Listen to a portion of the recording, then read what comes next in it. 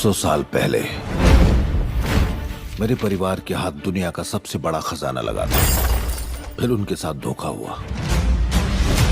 लोग बेवजह इस खजाने को तलाश रहे हैं।